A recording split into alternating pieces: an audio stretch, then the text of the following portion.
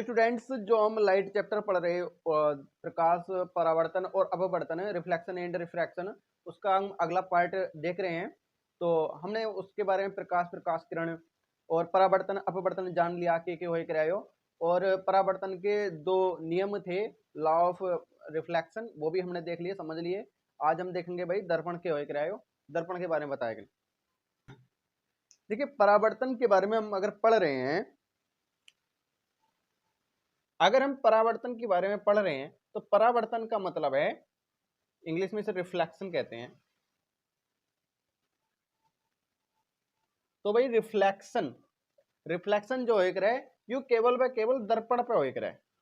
दर्पण मतलब कि रिफ्लेक्शन केवल दर्पण में होता है।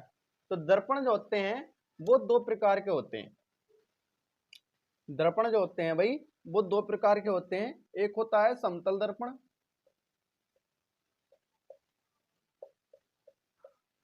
और एक होता है गोलीय दर्पण।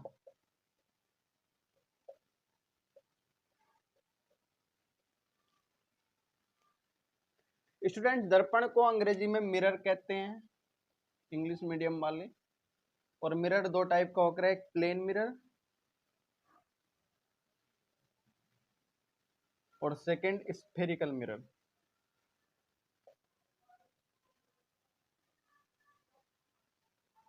तो plane mirror and spherical mirror. भाई प्लेन मिरर तो आप सब लोगों ने देखा होगा अपने घर में, जिसमें आप सुबह को अपना फेस देखते हैं, चेहरा देखते हैं, वो प्लेन मिरर हो रहा है समतल दर्पण। मतलब कि जो सपाट है वो क्या है, समतल दर्पण है। दर्पण जो होता है ना मिरर, उसकी एक जो साइड होती है वो तो होती है चिकनी और दूसरी जो होती है वो कलाईदार होती है।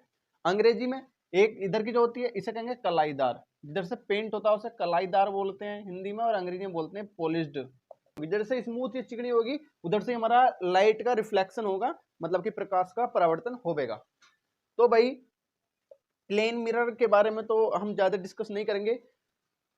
तो मिरर दो टाइप का है, प्लेन एंड स्फेरिकल। स्फेरिकल के भी दो टाइप हैं, एक कॉन्वेक्स एंड कॉनकेव। और हम जो अब डिस्कस करने वाले हैं, जो हम पूरा चैप्टर में परावर्तन पढ़ेंगे, वो केवल व केवल कॉन्वेक्स मिरर और कॉनकेव मिरर की डिपेंड पर ही पढ़ेंगे। तो आप लोग जानते हैं कि स्फीयर जो होता है कुछ ऐसा होता है, मतलब गोला जो होता है वो गोली होगा, गोला है, ये गोलीय दर्पण बना रहे ना हम। तो इस स्फीयर में से, इस गोले में से हमने कुछ पार्ट काट दिया, ठीक है, हमने कुछ पार्ट काट दिया और काट करके इतना पार्ट हमने बाहर निकाल दिया और इतना हमने अपने काम का नहीं था तो अलग उठा करके रख दिया। तो स्टूडेंट्स, ये जो पार्ट निकल के आया है ये किससे निकल के आया भाई, स्फेयर से काटा गया। इसीलिए इन जो मिरर को स्फेरिकल मिरर कहते हैं। किससे काट करके बनाया गया ये, स्फेयर से। तो इसे क्या बोलेंगे, स्फेरिकल मिरर। मतलब हिंदी में गोले से काट के बनाया गया, जैसे गोलीय दर्पण बोले गए, ठीक है। अब जो कोई कांच का या कोई चिकना पदार्थ था, और अगर कांच का है मतलब कि ग्लास का है, तो मैंने वो एक तरफ से पॉलिश कर दिया। तो ये अगर मैंने कांच का कोई भी टुकड़ा, आप भी ले सकते हैं अपने घर में, कोई कांच ट्रांसपेरेंट जिसमें आर पार देखा जा सकता है, अगर उसे आप एक तरफ से कलर कर देंगे, एक तरफ से पॉलिश कर देंगे, तो दूसरी तरफ से आप उसमें अपना इमेज देख सकते हैं, आप अपने फोटो देख सकते हैं, ठीक है। तो भाई ये एक स्फेरिकल मिरर बना दिया है मैंने, क्योंकि ये एक स्फेयर का पार्ट था और एक तरफ से मैंने पॉलिश कर दिया, तो पॉलिश करने पे भाई ये मिरर बन गया है। अब ये मिरर कौन सा है, तो वर्ल्ड एरिया अगर आपका पॉलिश है और दूसरा वाला जो इनवर्ट्स वाला कर्व्ड एरिया है, इनवर्ड एरिया अगर स्मूथ है, तो भाई इस मिरर का नाम है कॉनकेव मिरर। इस मिरर का नाम क्या है, कॉनकेव मिरर, मतलब कि अवतल दर्पण। तो अवतल दर्पण में जो है, जो अंदर दबा हुआ वाला तल है वो रहेगा भाई चिकना, और जो उभरा हुआ तल है वो रहेगा पॉलिश, मतलब कि कलाईदार, ठीक है। तो समझ गए आप, कॉन्वेक्स इसका जस्ट उल्टा है। मतलब कि अगर कोई मैंने ऐसे स्फेयर का पार्ट लिया ग्लास का, और उसका जो अंदर वाला जो पार्ट है जो दबा हुआ है वो कर दिया मैंने भाई पॉलिश, ये कर दिया इनवर्ड एरिया पॉलिश। मिरर का आउटवर्ड जो एरिया है वो स्मूथ है।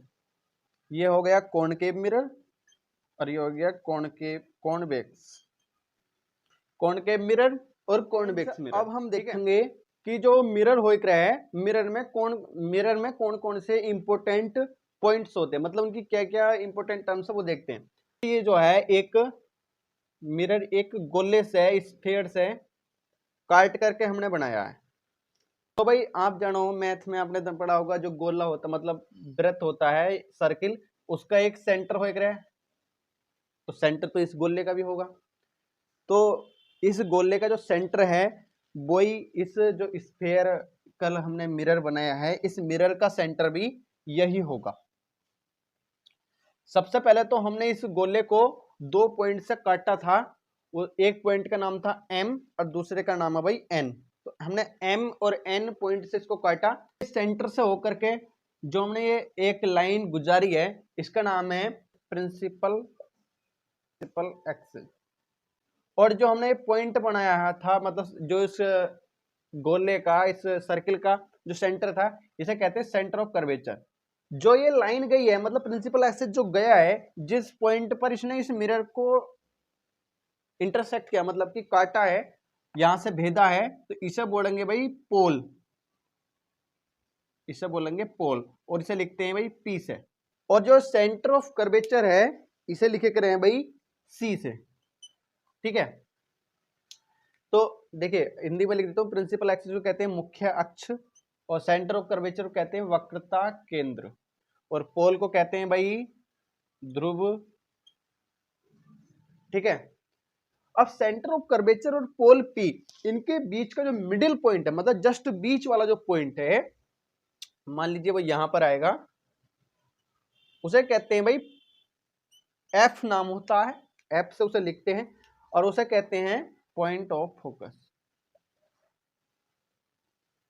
पॉइंट ऑफ फोकस, ठीक है, पॉइंट ऑफ फोकस मतलब कर्वेचर, जो सेंटर ऑफ कर्वेचर है वक्रता केंद्र, और पोल मतलब ध्रुव P है, इन दोनों के जस्ट मिडिल वाला जो पॉइंट है उसे बोलेंगे फोकस, मतलब कि पॉइंट ऑफ फोकस। इसे हिंदी में क्या कह रहे हैं, फोकस बिंदु।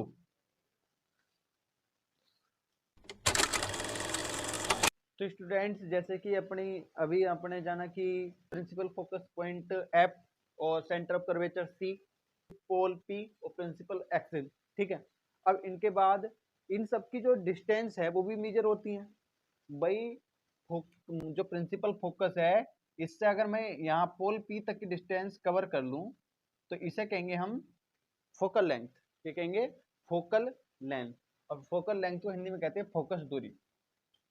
और जो हमारा सेंटर ऑफ कर्वेचर है, मतलब वक्रता केंद्र, वक्रता केंद्र से भाई पोल P तक की जो डिस्टेंस है, इसे कहते हैं वक्रता त्रिज्या। वक्रता त्रिज्या, रेडियस ऑफ कर्वेचर, और इसे कैपिटल R से डिनोट करते हैं। रेडियस ऑफ कर्वेचर किसे डिनोट करते हैं, कैपिटल R से, मतलब वक्रता त्रिज्या, रेडियस ऑफ कर्वेचर। और ये क्या है, फोकल लेंथ, मतलब कि फोकस दूरी। तो ये दो दूरियां होती हैं इंपॉर्टेंट, इन्हीं दो दूरियों का हम प्रयोग करेंगे। तो भाई आपने अभी, मैंने थोड़ी देर पहले आपको बताया भाई कि ये जो C और F और P के बीच है, मतलब ये जो F है ये C और P के बिल्कुल मिडिल में है, बीच में। तो इसका मतलब ये जो डिस्टेंस है ये भी डिस्टेंस इक्वल होगी। मतलब अगर ये F है तो यहाँ से यहाँ तक की डिस्टेंस भी F होगी, क्योंकि ये मिडिल में है। मिडिल का मतलब बीचों बीच में, जितना दूर यहाँ से यहाँ तक है, इतने दूर यहाँ से यहाँ तक है। तो अगर ये F है तो हमारी ये भी F होगी। जब ये दोनों F हैं तो हम कह सकते हैं ये जो R है, नहीं, यहाँ से यहाँ तक की जो डिस्टेंस हमने R ली है, मतलब कर्व्ड रेडियस, जो रेडियस ऑफ कर्वेचर ली है R, तो R इक्वल टू, और ये देखिए यहाँ से यहाँ तक की दूरी अगर मैं एक F और ये F और F कितना हो गया 2F, तो R इक्वल टू 2F हो जाता है। और इसीलिए ये फॉर्मूला बन जाता है radius of curvature equal to 2 multiply focal length. Focal length की डबल होती है क्या, रेडियस ऑफ कर्वेचर। ठीक है, वक्रता त्रिज्या फोकस दूरी की 2 गुनी होती है। अब भाई हम इसके बाद देखेंगे कि जो इमेज फॉर्मेशन हो रहा है, उसका जो रे डायग्राम है वो कैसे बने रहा है, मतलब जो किरण आरेख है हिंदी में, जो किरण आरेख बना रहा है वो कैसे बने रहा है। तो किरण आरेख बनाना मैं आपको बता रहा हूँ, बहुत ही इजी फॉर्मेशन है। आपको 3 बातें याद रखनी है जो मैं बताने वाला हूँ। तो स्टूडेंट देखो भाई, ये मैंने छोटे छोटे 3 डायग्राम बना दिए हैं, 3 चित्र बना दिए हैं, इन्हें देखो। तो पहला जो है, अगर हम गुजारे first point, if ray is parallel to the principal axis, अगर हम रे को प्रिंसिपल एक्सिस के थ्रू गुजारें तो देखते हैं, ये गई भाई सीधी parallel to the principal axis, इसके समांतर गई, मुख्य अक्ष के समांतर, मुख्य अक्ष के समांतर गई भाई। अब ये यहाँ से टकराई, टकराने के बाद क्या हो गई, रिफ्लेक्ट हो जाएगी, मतलब कि परावर्तित हो जाएगी किरण। जब परावर्तित हुई तो इट रिफ्लेक्टेड, ये परावर्तित होगी and passes through focus F, और ये फोकस एफ से होकर जाएगी। पैरेलल गई है तो किससे होकर जाएगी, एफ से। अब दूसरा केस, अगर ये भाई जो रे है, if ray is passes through the focus F, अगर रे जो है फोकस एफ के थ्रू होकर जाती है, इट रिफ्लेक्टेड, ये रिफ्लेक्ट होगी and passes parallel to the principal axis, और प्रिंसिपल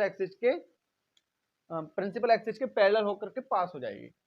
तो भाई गुजारो, ये दूसरी वाली गई फोकस से,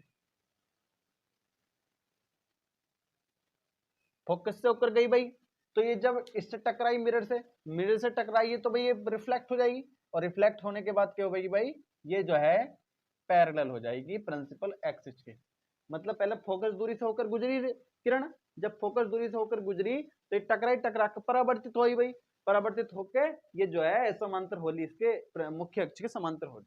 तो ये दोनों एक दूसरे के अपोजिट दिखाई दे रहे हैं ना तुम्हें भाई। पैरेलल गई तो फोकस पॉइंट से होकर गुजर गई, अगर फोकस पॉइंट से गई तो पैरेलल हो गई, एक दूसरे के अपोजिट है। ठीक, अब थर्ड पॉइंट है भाई कि if ray passes through centre of curvature C, अगर सेंटर ऑफ कर्वेचर सी से होकर गुजारे, centre of curvature, it reflected, ये रिफ्लेक्ट होगी। ठीक है, जब मिरर से टकराई तो भाई जायज बात है कि परावर्तित होगी, रिफ्लेक्ट होगी, and passes through same path, और ये जो है सेम पाथ, उसी पाथ में, मतलब कि जिस रास्ते से आई है, जिस पाथ से आई है, उसी पथ में वापस लौट जाएगी। ठीक है, टकराई और टकरा के इसी पथ में, इसी पथ से वापस लौट जाएगी, मतलब कि आती हुई और जाती हुई ये जो है एक ही पथ में दिखाई देगी। ठीक है, तो ये यहीं से आ रही है भाई और यहीं से वापस लौट जाएगी। क्लियर।